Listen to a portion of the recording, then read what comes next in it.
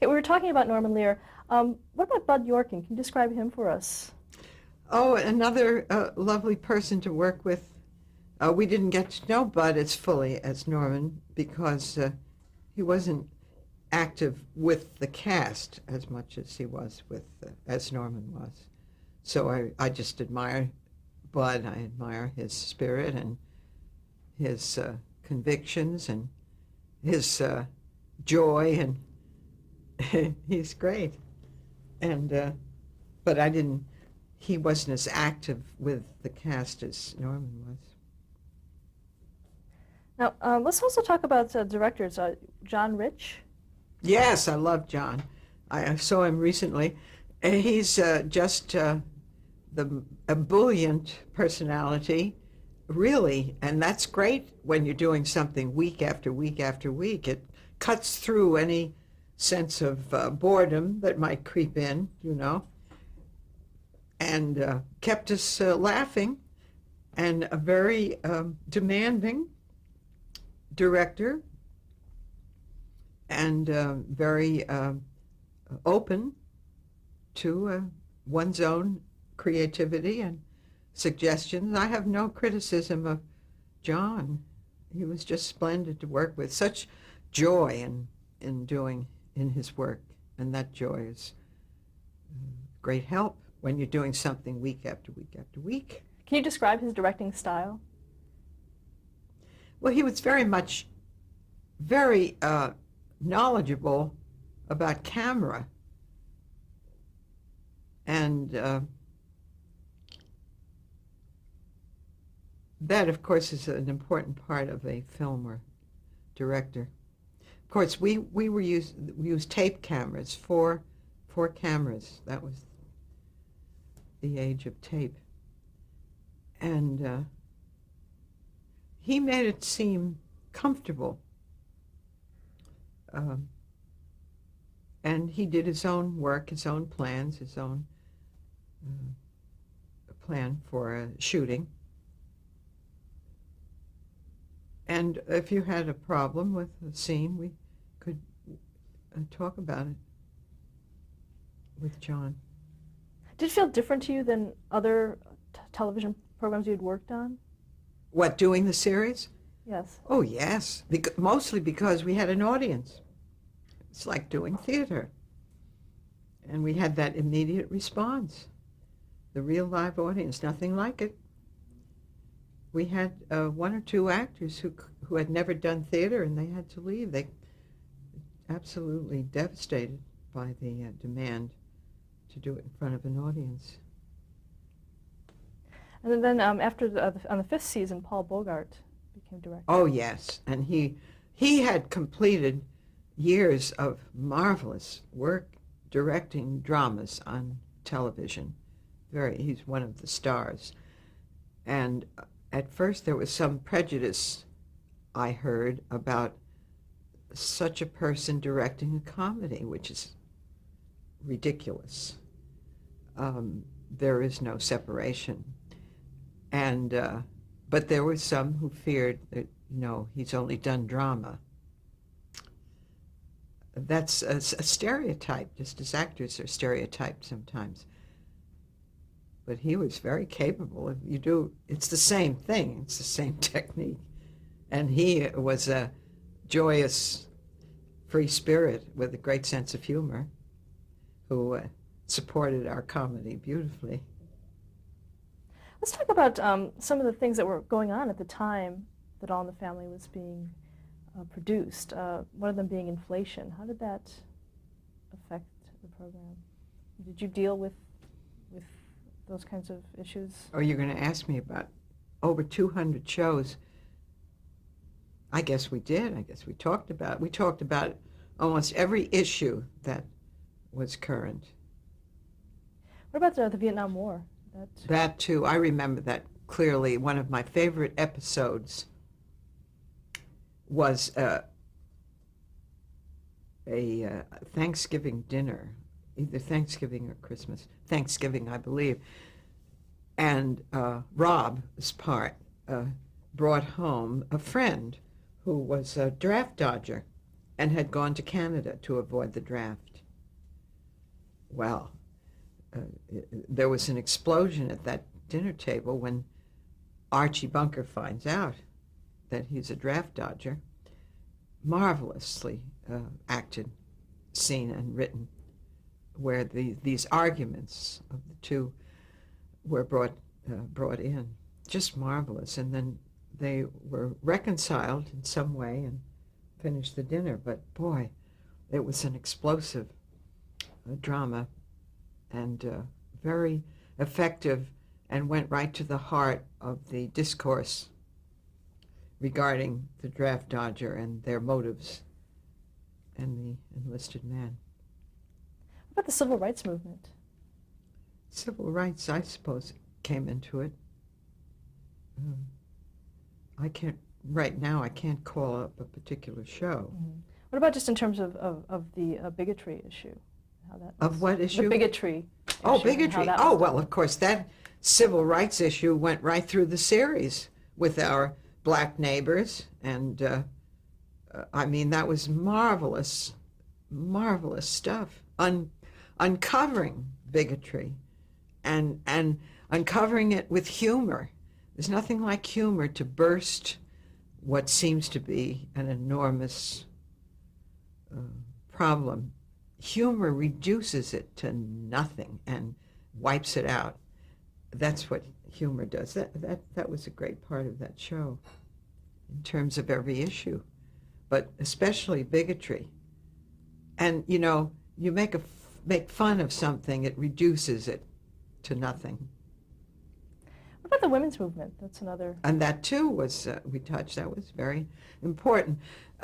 When we first went out and started the show, it was 1971, it first went on the air, and that whole decade was our feminist decade. And I had been quite an apolitical person, but I found myself in this nest of activists out here in LA and began to get a little educated about things and became somewhat of an activist.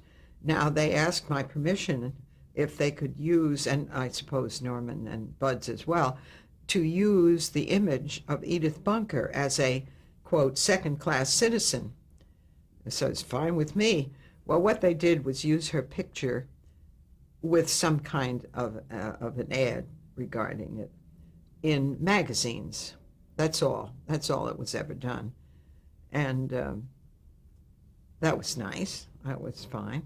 And but I was very much, I was active, so active that I was appointed to be a commissioner to a commission that was formed to produce the second conference of women's rights. The first one was in 1868, I believe, in New York State. And this was held in Houston, 1977. And I had several trips to Washington. It was like going to university to learn this whole political sense of things. I appeared at rallies here and there and in Houston. And of course, I didn't appear as Edith Bunker, but I had played the role, so that was a big part of my welcome there. And it was quite an experience. And of course, that awakened me a great deal to the political scene, and also to the support of ERA, and to a certain degree of activism. Did you sometimes feel that people were equating you with Edith Bunker? Oh, yes. Oh, you get that, especially after 8.5 years of doing it, immediately thereafter. I mean, truck drivers would call at me if they spot me on the street and yell out, Edith. Well, my great, of course, it wasn't important with the truck driver because they weren't casting parts, but in other circles, I made sure to turn down any parts that would suggest the character of Edith Bunker, because I didn't want to be buried, in typecast in that kind of part, and also it would limit my opportunities for employment. So I worked on that, and I know there was one commercial they wanted me to do for some kitchen product. They really wanted Edith Bunker in that kitchen, but I said, no way, sorry, thank you. And one or two of those variety shows that were very big in the late 70s and early 80s, Cher and Carol Burnett's show, or Sonny and Cher. I remember turning down a couple of things that had changed the name, but it was a sketch, and it was Edith Bunker. No, thank you. And that was a protection, because I've had a wonderful variety of roles since then. Now, during that time, basically everyone must have recognized you. How did that fame and success, how did you deal with that?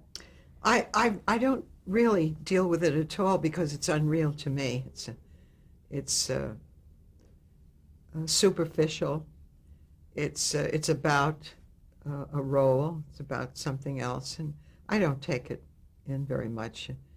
It can also shouldn't be annoying. The only time I'm slightly annoyed is when you're interrupted when you're having a meal with friends, in a restaurant.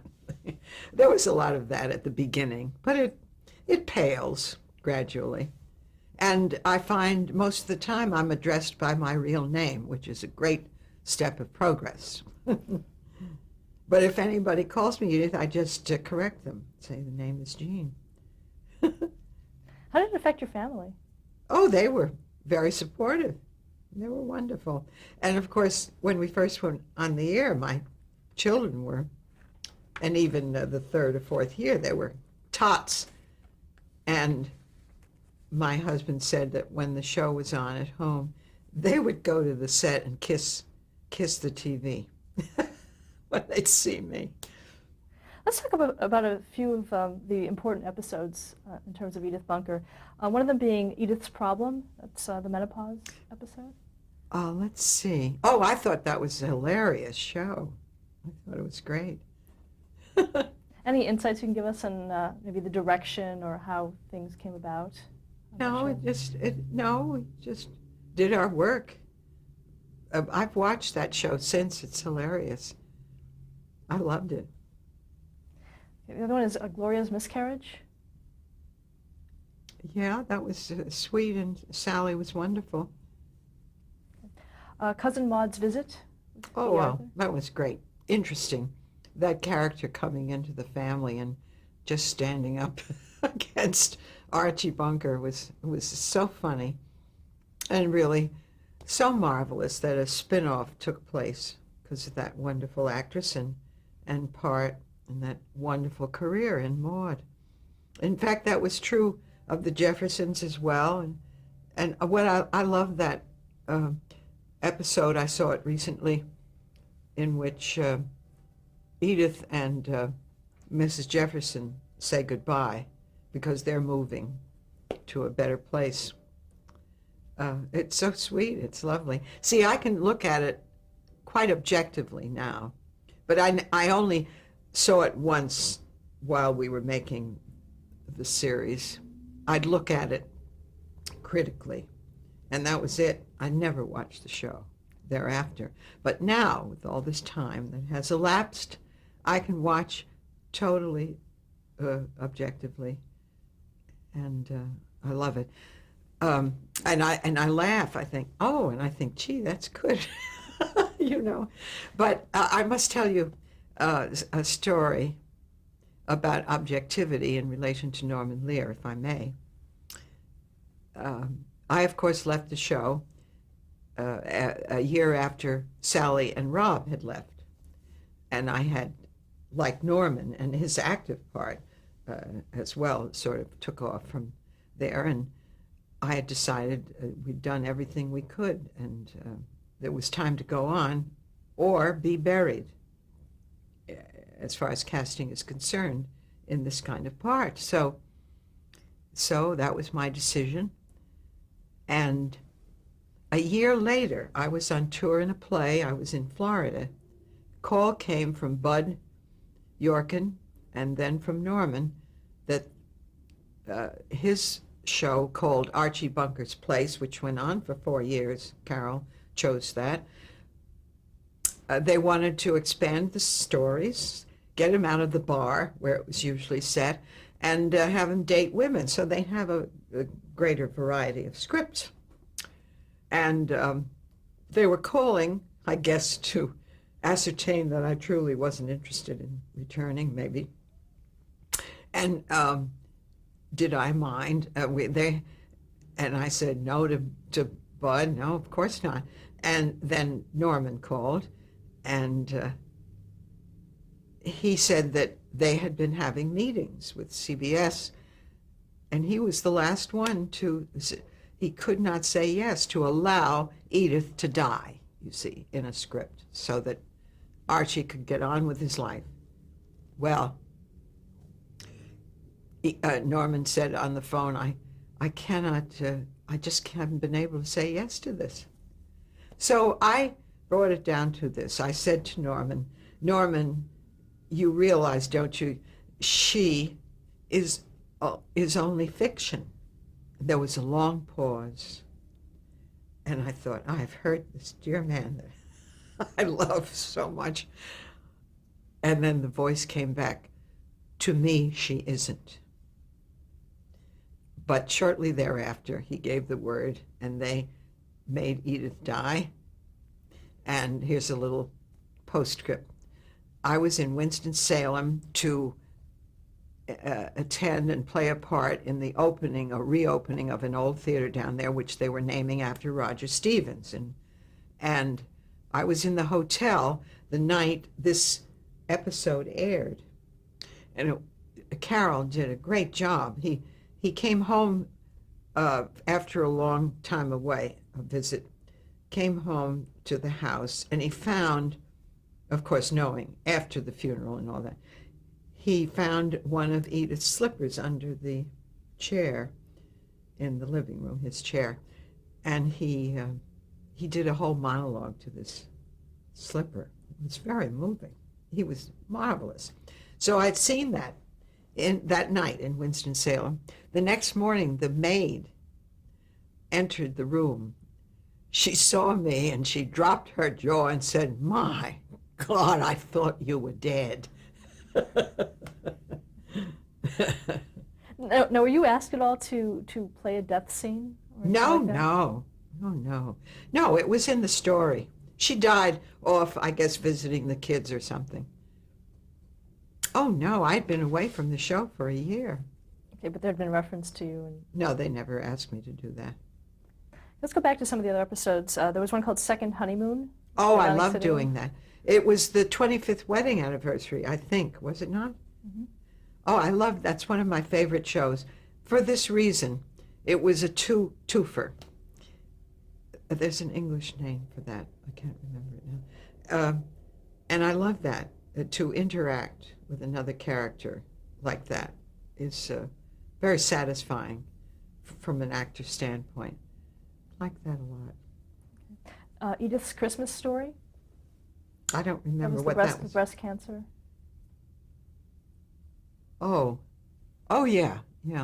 Oh, there's a nice story I want to tell about Norman in connection with that story. I was bothered. I didn't want to, I didn't care to dramatize it and to dwell on it. And I was very concerned about it. Norman, in his intuitive way, knew that. And we had a little talk. I said, I just don't like doing this whole show. And he said, well, it's not about breast cancer. It's about love and how she is providing for the family and comforting them. And I said, oh, of course. And so I was able to do it with pleasure and, ease and peace. And I thought it was a wonderful suggestion on his part.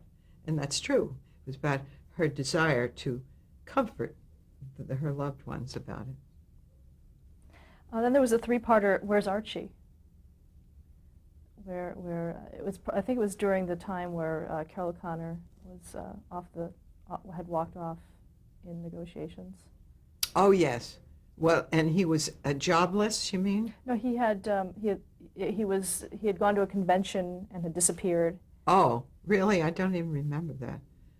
Was I in it a lot? So you remember the ones you're in a lot. Yeah, the last part actually had you hula hooping. Hula hooping. Oh, I remember that. Yeah, but I don't remember much about the story. Okay, then there's Edith's Crisis of Faith with Beverly LaSalle. Oh, I loved that. Yeah, we had him on several times, 2 or 3 times. That was very sweet. It was marvelous and very funny. I've seen that recently. And then, of course, Sammy Davis Jr.'s Visit. Oh, of course. Well, we'll never forget that. And that great, brilliant idea of having the kiss. And then there's a Girl Like Edith, and that was one where you had a dual role, where you played. Oh, yes, and my dear friend, who's no longer with us, Priscilla Morrow, I think she played that part where only the back of her head showed. Yeah, that was fun. And that was with Theo Bickel, was it not? Yes. The butcher, whom I admire greatly as a good friend. That was fun. And then the last episode of All in the Family, that was Too Good Edith, where Edith was trying to hide phlebitis. Really? Remember that? I don't remember Okay. that. Okay.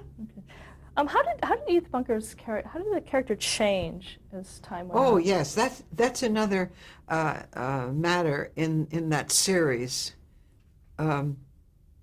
Archie Bunker couldn't change. He was dramatically speaking, the rock, and everything was played against that rock of bigotry and ignorance. It was a necessity, whereas Edith, for one, and of course Sally and Rob too, matured as they grew older. But Edith did grow in her awareness. In her awareness of issues, I guess, in her way. And I felt great growth from that first episode when she had one line per page, exploding his balloon of importance and so forth, and ego. She did grow in awareness and women's rights.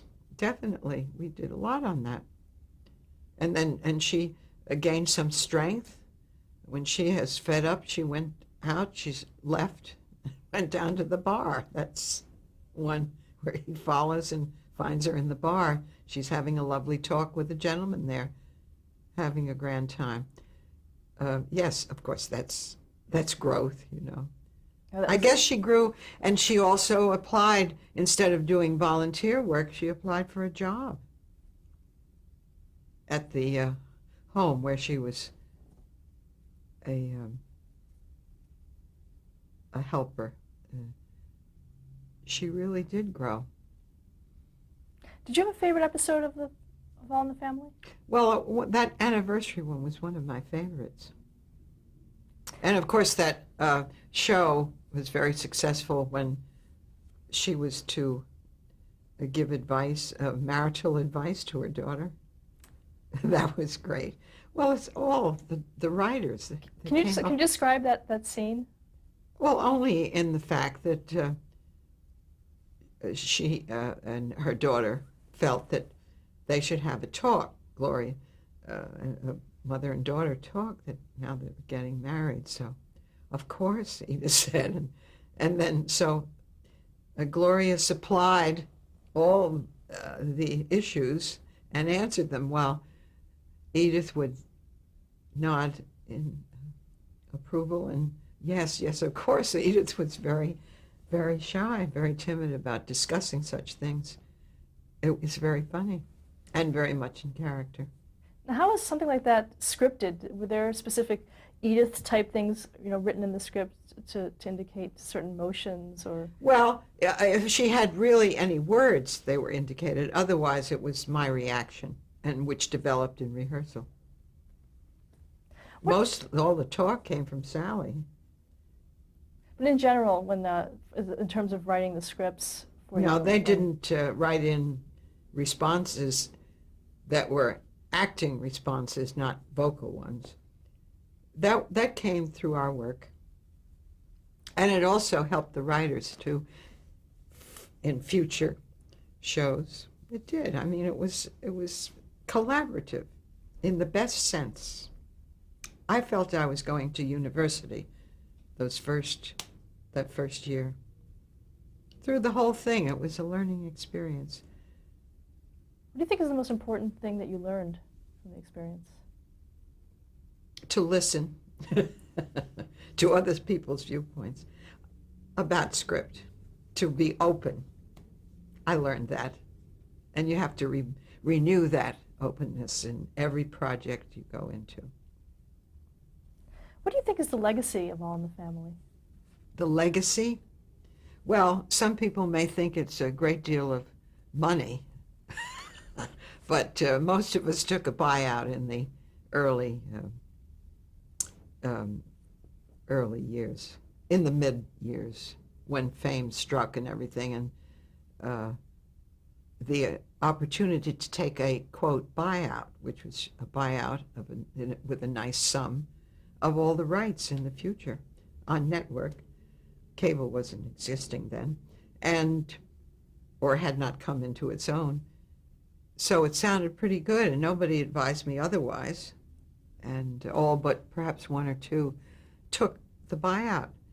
So that removed any residuals that we would get in the next decade on network. Now, when cable came along, we get a basic fee for the use of it on network, but it isn't very much. However, that's not something you worry about or grieve about, because it's pretty silly if you did, to just go on. I, however, sat beside in an airplane a young man who was in a new series, and I advised him. I said, if you're a big hit and you go on and a buyout is offered, I would advise you to not to take it. And I told him my story. Did you realize at the time that you were going to be a part of television history? No, of course not. No, indeed. I don't really relate myself to that anyway. I mean, if you think about that, it's, in a way, it's unreal, and it goes away, and it has nothing to do with real life. It's very nice. I get a great deal of affection from the public, and it's very dear, and also a great deal good box office response when I'm out doing a play, as I am now. It's wonderful. It's a great blessing. Okay, let's stop here to change the tape. You bet.